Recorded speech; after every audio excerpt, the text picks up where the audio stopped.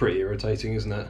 This is my girlfriend's bike, as you've seen before. It's the NC750X. It's done about sort of 10 to 15,000 miles, I'm not sure what it is. And the chains on these, as you probably saw in the intro, they're really thin and weedy. Let's put it this way, my girlfriend's been trying to get this chain back to being silver since she's had it. And it's so tarnished and black and crap, so I don't know whether the guy or girl before her looked after the bike. So most of the time you can obviously just readjust the chain, take out the slack. I'm actually at the end of the adjusters on here, so there's no more to give. The adjusters are really loose as well now. So I've done the next best thing and bought a massive heavy-duty D.I.D chain. Now annoyingly, the sprockets are completely fine on this. They still look completely fine, but when you replace the chain, you need to replace the sprockets. So in this video, what I'm gonna do is I'm gonna take the old chain off, replace that, take the sprockets off, replace those. Should be pretty quick and simple, but let's get to it, shall we? Key thing before you start, make sure you've got the right chain and sprockets. Make sure you've got the right one, and if not, get a longer one so you can shorten it. Don't ever go too short. Other things you're gonna need is chain breaker kit. This one was like 35, 40 quid. They can go up to a lot of money. But chain breaker kit, and this one also a riveter. So the type of chain I bought is a rivet type link. Make sure you got the right kit for that.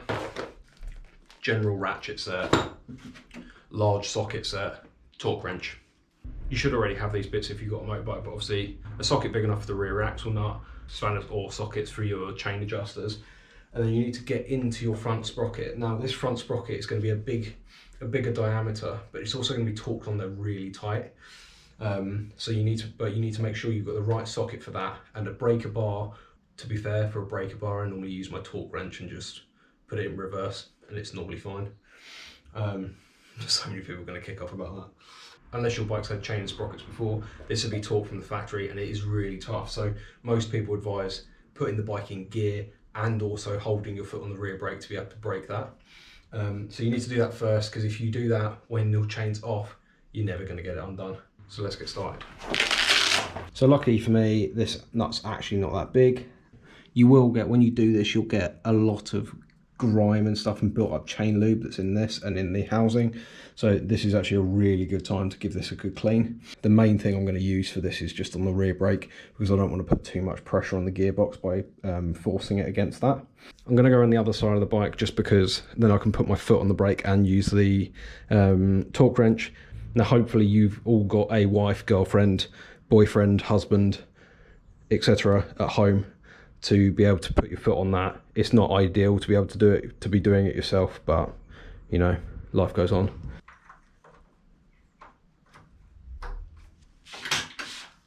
So my foot's on the rear brake. Beautiful. That came off nice and easy. So next port of call, break the chain. The reason you do this first before you take the rear wheel off is it's a lot easier to break the chain once it's being held on your rear sprocket. Because if you try and break the chain when this is all flopping around, it's just a pain in the backside. So this is my Sealy motorcycle breaker, chain breaker and riveter. Looks like this. You get a lot of different kits that are very, very similar. So in this, you've got this, which is your main cast iron tool thing. You've got a handle, which I'll just screw in. On this side, you've got this thing which helps you actually rivet. It's got like a, I don't know if you can see, it's got like a domed end that will help you rivet the link back on. And then you've got these two. These are pins to help you push out the old links. So you've got those. And then here you've got, this is going to help you push on the link. So first of all, we're going to put one of these in. These are the links that break the chain. This goes on here, that then goes in there, and that goes in there. You screw it in to the point where there's a small dent, so that will help you locate it on the chain. So onto the bike, pick any link, doesn't really matter, and then you just want to, you'll figure it, lock on there. Obviously helps if your chain's clean. That is now locked on there, so that's fine. And then all you need to do with this, you can use this or you can use a spanner. Either way, doesn't really matter. And you hold this and screw this in.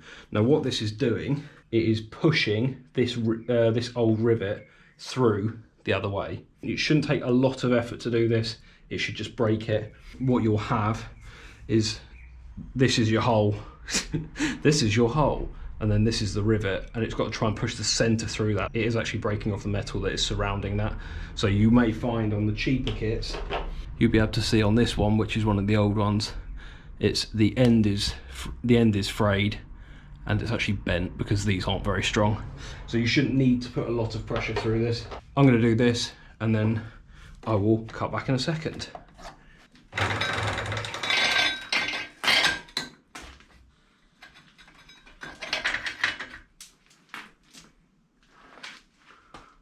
This can go in the bin. So I'm going to take this front sprocket nut off. This should be pretty easy now that I broke it earlier. Hopefully it should come off quite easily.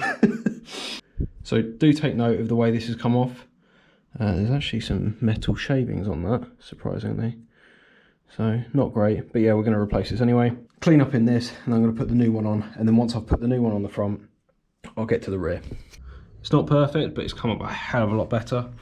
And here's our new sprocket. I mean, it doesn't actually look any different either side, but purely because it's me, I'm going to put the writing on the outside. I don't know whether that's the right way of doing it. It doesn't actually look any different looking at it. So literally going to slide this on and do the nut back up. There we go. Literally just slides on. You get there's teeth on the inside. If I grab the old one, so you can see the teeth in there. So they line up with the teeth on this. So we are going to torque this up. I am going to give it a quick clean because it's a bit rusting, looks a bit crap. So I'll give that a quick clean and then do that up. I'm only going to do it hand tight for now, and then I'll torque it at the end. Obviously when you're doing this, your chain's loose and it's stretched too far. That's normally the reason you end up doing this. So what I do is I back off the adjusters, and then that means that when you put your new chain on, you can shove the wheel forward, because if you do it when you've got the wheels pulled all the way back, the chain's not going to be long enough to reach.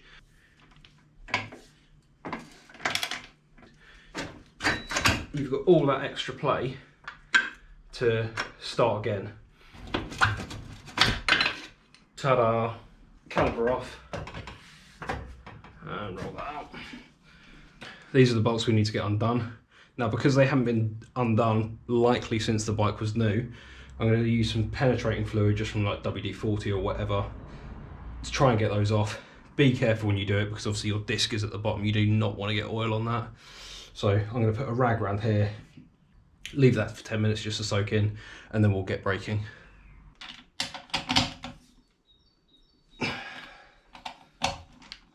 Use of a breaker bar or something makes that a lot easier, but you shouldn't have to force them too much. And obviously remember, in here you've got the cush drives, so don't overdo it because you can break the cush drives.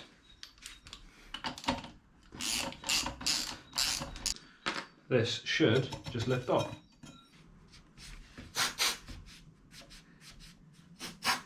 Again with this, you'll see one side has writing on and the other doesn't. The other's got my grimy fingerprints on it. So I'm going to put this on with the writing out. Put that down. Put these on. Your bike will have torque settings for these nuts as well. So once you've got all of these on, you can just torque them all up. Happy days. One other point, I know I loosened the front sprocket off when I was on the bike. You can loosen these bolts off when they're on the bike as well. They're just a little bit more difficult to get to, and you've obviously got to press the brake as well. The wheel's in, spins lovely and freely. The front sprocket's on as well. Let's get this beast open. The only reason I bought this chain in particular is because D.I.D make really good chains. I mean, they're industry known for it. This one was actually marketed for an NC, made for NC750X models with standard manual transmission. Oh, she looks very pretty. So what you should get in this, obviously, this is the chain. We all know a gold chain gives you at least 1,000 horsepower. So if we open this bag up, you get a small thing of grease. My work light's behind you, which is why you're getting loads of reflections. A little bit of grease, which is gonna be for this. You get the O-rings, and you get your joining pin. So one's like this, one's like this. Essentially that will go on there like that through the chain. You'll use the press stud that I showed you earlier to squeeze those together, and then you'll use the rivet end to essentially push these out and hold the chain on. That's so pretty. That's so pretty. They're pretty, yeah. So what you should be able to do is just feed it through onto your front sprocket, spin it round. I don't know whether you guys can see this.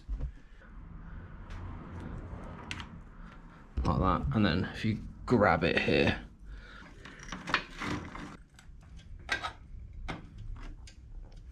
there we go. This connection is going to go through here.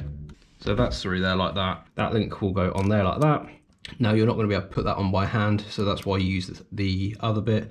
But what we need to do first, take this link out, grease it up, and we also need to put these O-rings in. So grab the grease. I want to put quite a lot of it on this. Now you don't need to put this grease anywhere else on the chain, it's purely for this link. Be very careful with these. You should have 4 of them. When I did this on mine, I lost one of these for about 40 minutes. I was sweeping the floor and all sorts of stuff trying to find it. So be very, very careful. You put that on there like that, all the way to the bottom. Same with this one. More grease, just over the top of them. And now this goes back through there. Put some more grease on there. 2 O-rings. One for you. One for you. I'll make sure that writing's on the outside. I'll make sure it's facing up. So on the inside of that, you guessed it, more grease.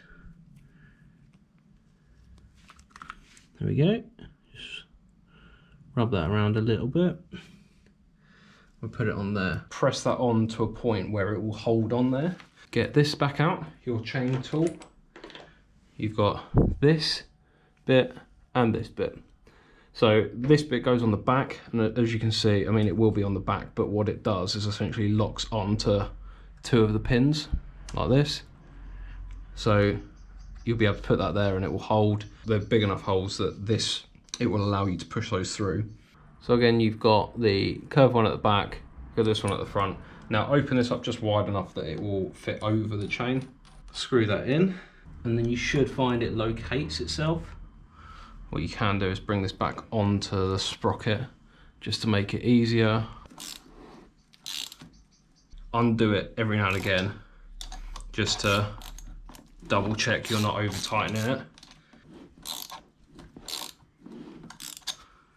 Screw it in, screw it off, and then you're basically doing this until these 2 come out, and you want this to be the same thickness as one of these. So you can feel there's actually there's a difference in height here. You can use a set of vernier calipers. So I'll do that and I'll cut back in a minute. Both sides are on, this has been pressed in, which is all good. Now all I need to do is we're going to use this, like I mentioned before. This is essentially going to go in here and it's going to spread these apart. Put the spring onto this one, put that in there. But I'm just going to tighten that so it's right by the edge, but not too tight, because I want to put it on this. You can literally hear it click on there. We'll screw this in, and that locates on there. So as before, if you over tighten these bits when you're clamping it together with this bit, one way of checking that is if you spin your wheel round, like one full rotation, the link will be sort of stuck like this if it's too tight. Now, most people will say you have to remove the master link, it's ruined.